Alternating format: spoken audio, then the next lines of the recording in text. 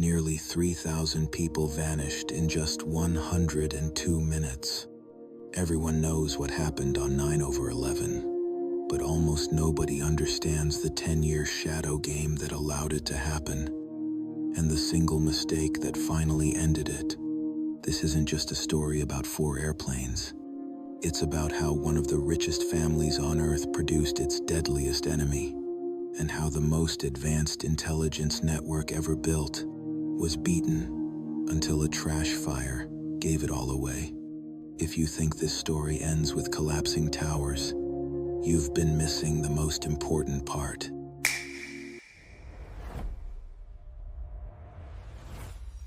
Scaffold presence.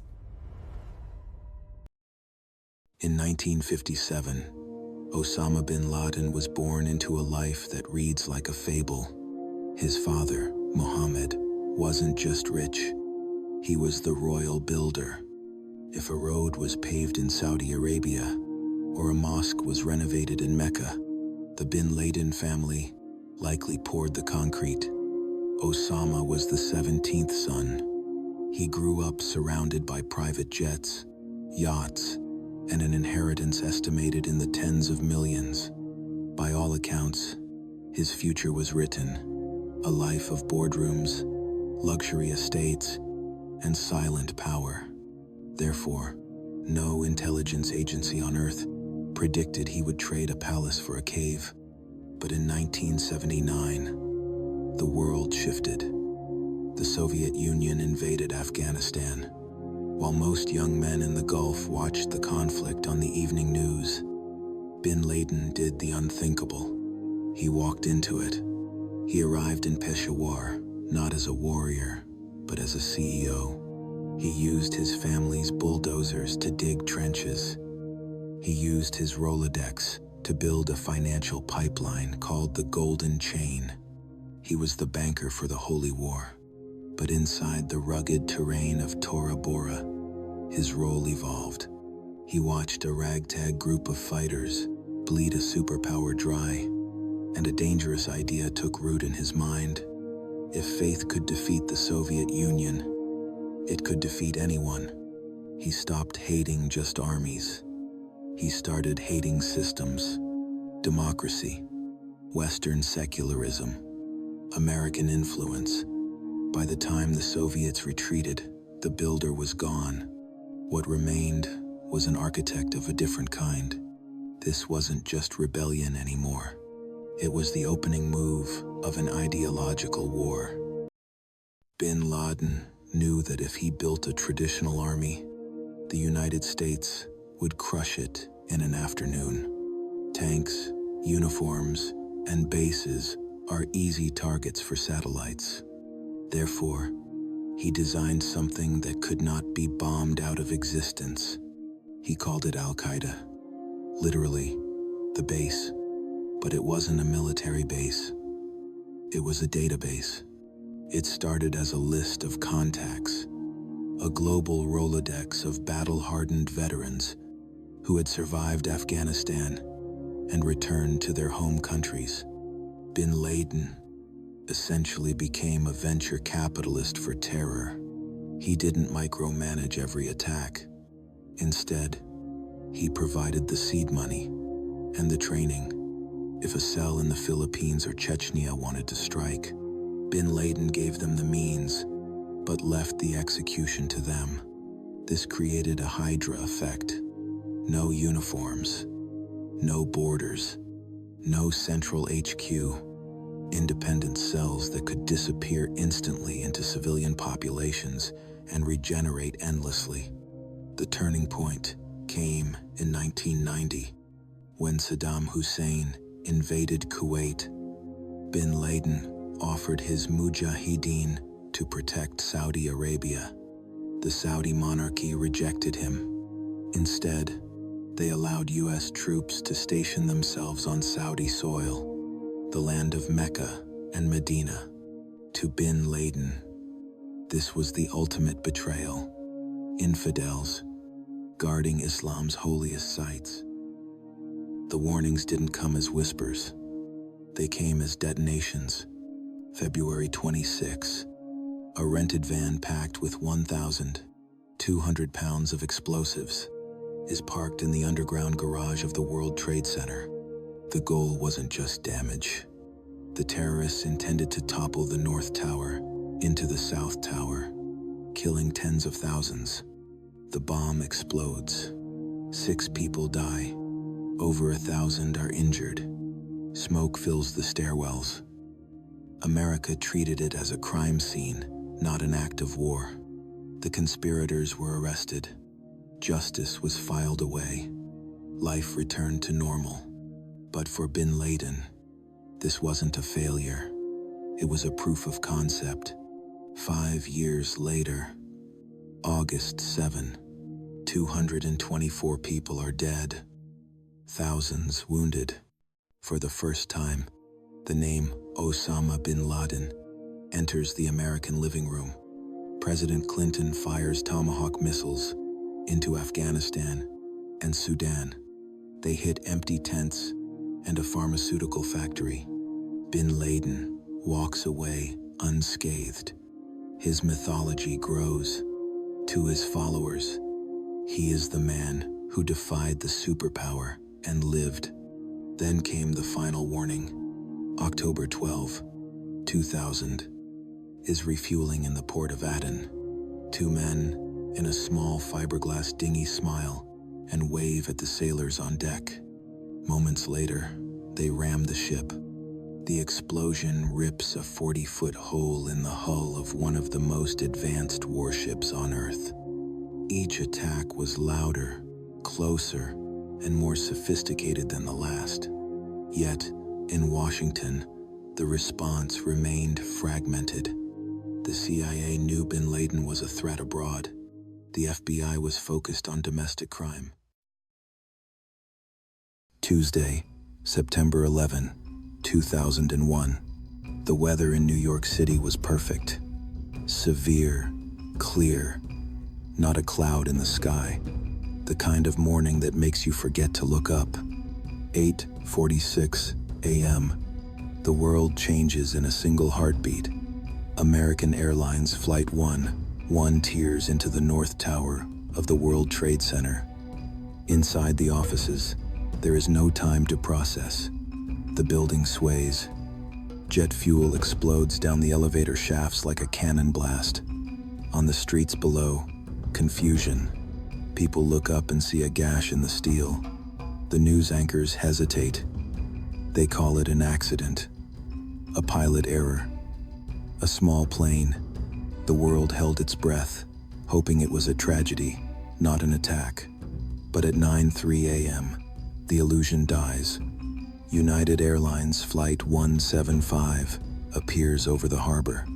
It banks sharply. It isn't trying to land. It is aiming. It slices into the South Tower on live television. This is not an accident. America is under attack. In Sarasota, Florida, President George W. Bush is reading a children's book in a classroom. Chief of Staff Andrew Card whispers in his ear. A second plane hit the second tower. America is under attack. The nerve center of the U.S. military, the Pentagon, is hit by Flight 77. Smoke rises over Washington, D.C. Evacuations begin at the White House. Back in New York, the impossible happens. 9:59 a.m. The South Tower groans. Steel, softened by 2,000-degree heat, gives way. A 110-story skyscraper collapses in 10 seconds. A tsunami of dust, concrete, and debris roars through lower Manhattan. They want a name, and one name rises from the ashes. Osama bin Laden. He watched the destruction from a cave halfway across the world. He thought he had won a great victory, but he had just woken a giant, and the man who caused the fire now disappears into the smoke. October 7, 2001. The United States does not wait. Operation Enduring Freedom begins. Airstrikes pound Kabul and Kandahar. Special Forces teams, The Green Berets ride on horseback alongside Afghan warlords. The goal is clear: destroy Al-Qaeda, remove the Taliban, capture bin Laden. The Taliban collapses in weeks. They were a government of religious scholars, not strategists. They could not stand against laser-guided bombs. But bin Laden does not fight for cities. He retreats to the place he knows best: Tora Bora, a fortress of nature, 9,000 feet above sea level, deep snow, jagged peaks, and hundreds of caves dug deep into the rock. December 2001. The U.S. military has him cornered. Delta Force commandos are on the ground. They can hear his voice on shortwave radio intercepts. He is there. He is apologizing to his fighters. He is giving final orders. The trap is set. B-52 bombers drop daisy cutters, massive bombs designed to collapse caves and suck the oxygen out of the air. The mountains shake, but the back door is left open. Instead of sending thousands of American troops to seal the border with Pakistan, the U.S. relies on local militias. It was a mistake. Loyalties in Afghanistan are fluid, bribes are paid, and paths are cleared. While bombs fall on empty caves, bin Laden slips away into the night. He crosses the border into the tribal areas of Pakistan. He vanishes into a landscape where the maps are blank and the locals do not speak to outsiders. The U.S. had won the battle, but they lost the prize. Therefore, the most expensive manhunt in history begins. Millions of dollars in reward money are dropped from planes on leaflets. Have you seen this man? But money doesn't work here. Honor does. And fear. For years, the CIA chased technology. They had the most advanced surveillance grid in human history. Satellites that could read a license plate from space. Drones that could hover silently for days. Supercomputers sifting through billions of emails and phone calls. But bin Laden defeated the system by doing something very simple. He unplugged. No cell phones, no internet, no emails, no landlines. He knew that any electronic signal was a death sentence. So, he went dark. He went analog. The NSA was listening to silence. Therefore, the CIA had to change the rules. If you cannot find the master, you hunt the servant. Interrogators at Guantanamo Bay and black sites began to hear a whisper, a nickname repeated by different prisoners: Abu Ahmed al-Kuwaiti. They said he was one of the few men bin Laden trusted with his life, a courier. For years, he was just a ghost, a name without a face. Intelligence analysts spent thousands of hours searching databases. Nothing. Until 2010. A breakthrough. A wire-trapped phone call from a relative in the Persian Gulf. The voice on the other end was the courier. The CIA tracked the signal. Not to a cave, not to a war zone, but to a busy city, Peshawar. Agents watched him get into a white SUV. They followed him for hours, deeper into Pakistan.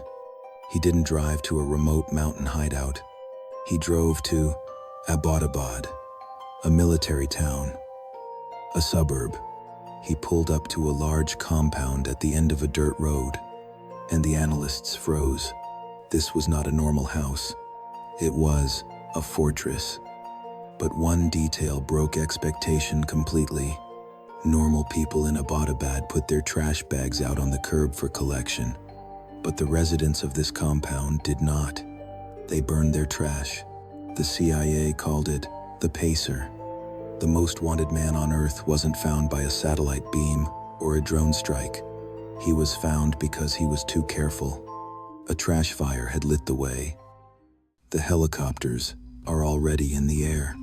The mission is called Operation Neptune Spear. The unit, Naval Special Warfare Development Group, SEAL Team 6. They fly from Afghanistan into Pakistan, under the cover of darkness. They are riding in highly modified Black Hawk helicopters. Stealth technology. Radar sees nothing. The night is silent. Their destination, the compound in Abbottabad. The plan is surgical. Fast rope down. Secure the perimeter. Find the target. Get out. But war doesn't care about plans. As the first helicopter hovers over the courtyard, the air temperature changes. The high walls create a vacuum. The rotors lose lift. The chopper wobbles. It drops. It doesn't land. It crashes. The tail rotor snaps off on the wall. The belly hits the dirt. Inside the White House, the feed goes black. Hearts stop. This is how disasters happen. This is Black Hawk Down all over again. But these are the best operators on the planet. They don't panic. They kick open the doors. They are alive. The mission continues. The SEALs move with terrifying speed. Explosives breach the metal gates. They move room to room, clearing corners. Gunfire erupts. A courier fires an AK-47. He is neutralized. They move up the stairs. 3rd floor. A tall man peeks out of a bedroom door. He retreats into the room. The lead SEAL follows him in. There is no negotiation. No arrest warrant. 2 shots to the chest. 1 to the head. The man collapses on the floor. The SEAL radios back to command. For God and country, Geronimo, Geronimo, Geronimo. Geronimo EKIA. Enemy killed in action.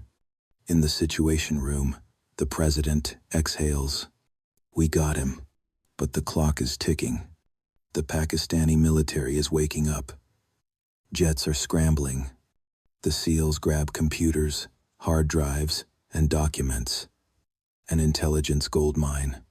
They cannot leave the crashed helicopter behind. Its technology is top secret. They rig it with explosives. As they lift off in the remaining choppers, a massive fireball consumes the wreckage. They leave the compound in flames. The body of Osama bin Laden is in a body bag on the floor of the cabin. A 10-year shadow hunt. A decade of war.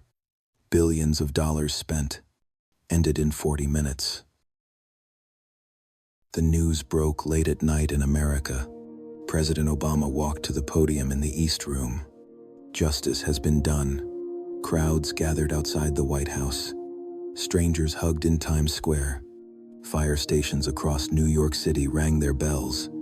For the families of the victims, it was closure. A promise kept.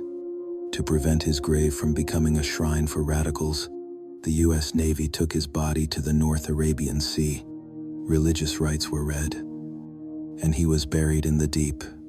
The man was gone, but the world he created stayed. We thought killing the leader would kill the ideology. We were wrong. Al-Qaeda did not vanish. It fractured. It evolved into ISIS. It spread into Africa and Europe. The tactics changed. No more complex, 10-year plots involving airplanes. Instead, we saw lone wolves, rented trucks, knives, radicalization through a laptop screen. And the West changed too, irreversibly. Before 9/11, you could walk your family to the gate at the airport. Today, we take off our shoes. We walk through body scanners. We travel through fortresses. We traded privacy for security. Governments now watch the digital shadows of their own citizens, searching for the next threat. The wars in Iraq and Afghanistan cost trillions of dollars and hundreds of thousands of lives. Nations were reshaped. Borders were erased. A generation of soldiers grew up knowing only combat. Osama bin Laden wanted to bankrupt the United States and force it into eternal war. In some ways, he failed miserably. America is still standing, but in other ways, he left a scar that will never fade. 9/11 didn't just change the skyline of New York City. It changed the psychology of the entire planet. If you want to see the original declassified documents, the maps of the Abbottabad raid, and the full timeline of the manhunt, I have linked them in the description below. They answer the questions we couldn't fit into this video, and they are free. History doesn't always repeat itself, but it always leaves clues. Thanks for watching. Scaffold presence.